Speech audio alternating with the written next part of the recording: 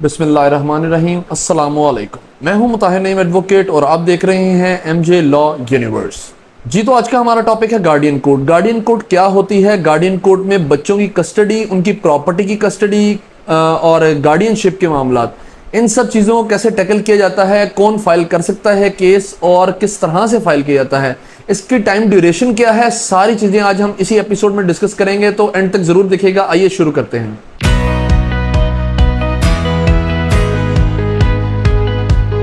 Guardian code को लेके ये देखा जाता है कि गार्डियन कोड किस कानून के तहत काम करती है। Guardian code guardian and wards act 1890 के तहत काम करती है और हमने ये देखना होता है कि किस कानून के तहत, किस सेक्शन के तहत इसके अंदर हमने पिटीशन फाइल करनी है, हम क्या चीज़ डिमांड कर रहे हैं, वो गार्डियन एक्ट के अंदर कहाँ पे मेंशन है। वो सब चीज़ें हम देखने के बाद अपनी पिटीशन फाइल करते हैं और वो प्रेजेंट हो जाती है। फिर जुडिशरी ने ये देखना होता है कि ये आया इस रिलीफ के हकदार हैं या नहीं, वो उसके ऊपर फैसला करती है। तो गार्डियन एंड वार्ड एक्ट 1890 ये वो एक्ट है जिसके तहत गार्डियन कोड काम करती है। पहले तो हम ये देखेंगे गार्डियन कोड के अंदर कौन से ज़्यादातर मामला देखे जाते हैं, या कस्टडी के देखे जाते हैं या गार्डियनशिप के। इन दो मामलात के अलावा भी कुछ मामलात हैं लेकिन उनको ज़्यादातर डिस्कस नहीं किया जाता। लेकिन मेजरली ये दो मामलात हैं जो गार्डियन और कस्टडी के मामलात, ये दो सेपरेट चीज़ें हैं। कस्टडी क्या होती है, गार्डियनशिप क्या होती है, इसी वीडियो के अंदर हम डिस्कस करेंगे। पहले हम गार्डियन को देखते हैं ताकि कस्टडी को समझना आपके लिए आसान हो जाए। गार्डियनशिप क्या होती है? अगर मियाँ बीवी की अलहदगी हो गई है, बच्चे उनके हैं और मियाँ अगर बच्चे ले गया है तो बीवी क्लेम कर सकती है guardian, as a guardian appoint हो सकती है कोर्ट के थ्रू।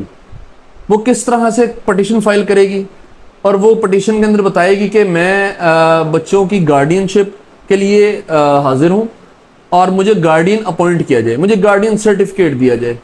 अब कोर्ट देखती है कि बाप ने अगर बच्चे रखे हुए हैं तो क्या वो उनको सही तरह मेंटेन नहीं कर रहा, जिसकी वजह से औरत मांग रही है। वो अपनी सारी ग्राउंड्स औरत उसी पिटीशन के अंदर फाइल कर देती है।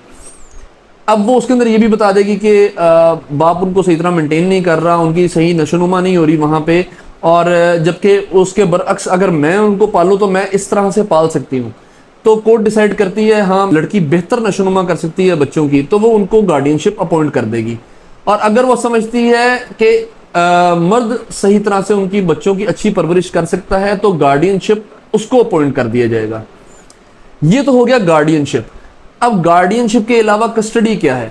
गार्डियन अगर लड़का अपॉइंट हो गया या लड़की अपॉइंट होगी, मसला नहीं है, कोई भी गार्डियन अपॉइंट हो जाए तो कस्टडी क्लेम की जा सकती है।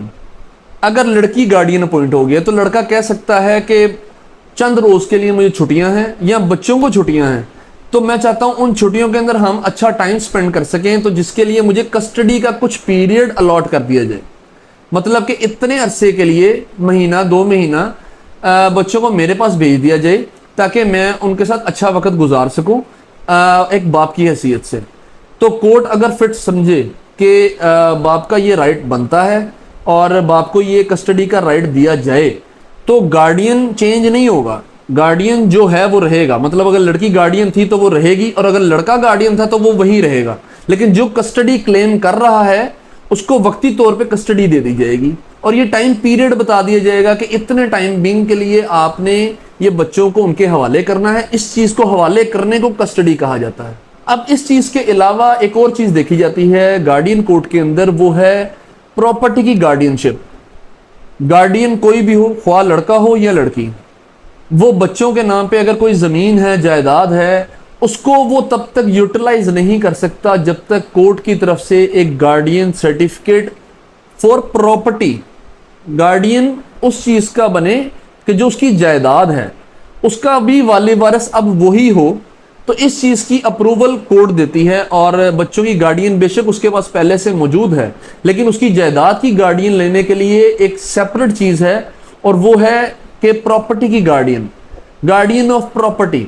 मतलब जितनी भी जायदाद है बच्चों के नाम पे वो उसको यूटिलाइज कर सकता है बच्चों की अच्छी परवरिश के लिए, उनकी अच्छी एजुकेशन के लिए, उनकी फलाह बहबूद के लिए, उसको बेच सकता है, उसको इस्तेमाल करके बच्चों पे लगा सकता है। इसका सर्टिफिकेट कोर्ट से ही लिया जाएगा, गार्डियन कोर्ट ही इशू करेगी और जब तक गार्डियन कोर्ट इशू ना करे ये सर्टिफिकेट, तब तक आप बच्चों की प्रॉपर्टी को सेल नहीं कर सकते, खा वो गार्डियन ही क्यों ना बच्चों का अपॉइंट हो जाए, वो ख्वा लड़की हो या लड़का। गार्डियन कोर्ट में हम ये भी देखते हैं कि अक्सर पेरेंट्स अपनी औलाद को किसी दूसरी फैमिली के हवाले करते हैं, उसके लिए वो आके बयान देते हैं कि हमें इस फैमिली को देने में अपनी औलाद कोई इतराज़ नहीं है और आप इसको गार्डियनशिप का सर्टिफिकेट दे दें।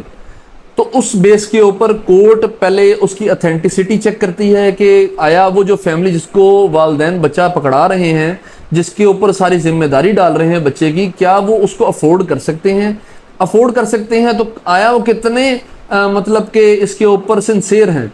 वो सारी श्योरिटी बॉन्ड्स लेने के बाद और अपनी इस चीज़ की गारंटी देते हैं कोर्ट के अंदर कि जब भी कोर्ट तलब करेगी बच्चे के साथ वो कोर्ट में आएंगे और आके फिजिकल अपीयरेंस देंगे, ताकि कोर्ट इस चीज़ को जज कर सके कि हाँ ये बच्चा ठीक है या इसकी सेहत में कोई ख़राबी या कोई ऐसे मामला खुदा ना खास्ता इन लोगों ने कोई उसके साथ कोई जुल्म वगैरह तो नहीं कर रहे। तो इस चीज़ से बचने के लिए कोर्ट श्योरिटी बॉन्ड्स भी लेती है उन फैमिली से जिनको वालिदैन खुद दे रहे हैं, या कई ऐसे मामला भी देखे जाते हैं जहाँ पे बच्चों के वालिदैन नहीं हैं, उनके सरपरस्त कोई नहीं है और कोई फैमिली आती है और वो कहती है कि हम इसके चचा हैं, ताया, फूफा, पुप्पी, कोई भी या ब्लड रिलेशन हो या ब्लड रिलेशन ना भी हो, वो चाहते हैं कि हम इस बच्चे को क्लेम करें और क्लेम हम कोर्ट के थ्रू करें, लीगलाइज करें, ताकि बच्चे की कस्टडी के मामलात के अंदर किसी तरह कोई मसला ना आए। कल को खुदा ना खास्ता कोई आ जाता है तो हम कोर्ट के वो डॉक्यूमेंट्स दिखा सके जिसके अंदर हम गार्डियन अपॉइंट हुए हैं। उसके लिए वो कोर्ट में आते हैं, कोर्ट में आके वो बयान देते हैं कि हम इस बच्चे की कस्टडी लेना चाहते हैं, इसका कोई वाले वारिस नहीं है और हम इन चीज़ों के ऊपर इसकी अच्छी नशोनुमा कर सकते हैं, इसकी एजुकेशन अच्छी होगी, इसका फ्यूचर ब्राइट होगा। वो सारी चीज़ें जो फैसिलिटी अच्छे मतलब के फैमिली को देनी चाहिए, वो उसको कोर्ट अगर वो सेटिस्फाई होती है तो वो उनको गार्डियनशिप अपॉइंट कर देती है और इस बेस पे करती है अपॉइंट कि आप श्योरिटी बॉन्ड जमा करवाएं, आप सिक्योरिटी दें यहाँ पे कि आप जब भी हम बुलाएंगे, कोर्ट जब भी तलब करेगी बच्चे समेत वो फैमिली आएगी और आके फिजिकल अपीयरेंस देगी कोर्ट के अंदर, ताकि इस चीज़ से जज किया जाए कि बच्चे की हेल्थ और वेल्थ ये दोनों चीज़ें ठीक हैं या नहीं। अब हम ये देखेंगे कि इस केस को फाइल कैसे किया जाता है। अगर कस्टडी और गार्डियनशिप का केस है तो उसके अंदर पहले पिटीशन फाइल होगी। पिटीशन फाइल होने के साथ उसके साथ कुछ चीज़ें अटैच की जाएंगी, जिस तरह के लड़की का आईडी कार्ड, या लड़का अगर ड्राफ्ट करवाए तो लड़के का आईडी कार्ड, उसका निकाहनामा, बच्चों जितने भी बच्चे हैं उनका बे फॉर्म और बर्थ सर्टिफिकेट, ये सब चीज़ें अटैच की जाएंगी। और फिर गार्डियन या कस्टडी दोनों में से क्लेम करना है तो उन सब चीज़ों के साथ ही वो फाइल सबमिट होगी। अगर आप प्रॉपर्टी क्लेम कर रहे हैं बच्चों की, तो बच्चों की प्रॉपर्टी के साथ वही सारी चीज़ें और उनके साथ बच्चों की उस प्रॉपर्टी के कागजात की फ़ोटोकॉपी अटैच की जाएगी जो आप चाहते हैं कि आपकी गार्डियनशिप उसके ऊपर अपॉइंट हो जाए। तो इस चीज़ को देखने के लिए इस केस को ऐसे फाइल किया जाता है और फाइल होने के बाद जो दूसरी पार्टी, अगर लड़का फाइल कर रहा है तो लड़की को समझ जाएंगे और उसको तलब किया जाएगा थ्रू नोटिस या अखबार इश्तिहार, और अगर नोटिस से वो नहीं आ रही तो अखबार इश्तिहार भी बाद में करवाया जाएगा। तो ये सारा प्रोसीजर था, आज गार्डियन कोर्ट को हमने डिस्कस किया है। तो ये सारी चीज़ें आज जो हमने डिस्कस की हैं ये गार्डियन कोर्ट के अंदर गार्डियन एंड वार्ड एक्ट के तहत सारी डील होती हैं। अगर आपका इस वीडियो से कोई फायदा हुआ है या किसी तरह की आपके नॉलेज में इजाफा हुआ है तो इस वीडियो को जरूर लाइक कीजिएगा, मेरे पेज को सब्सक्राइब कीजिएगा। Thanks for watching. अस्सलाम वालेकुम।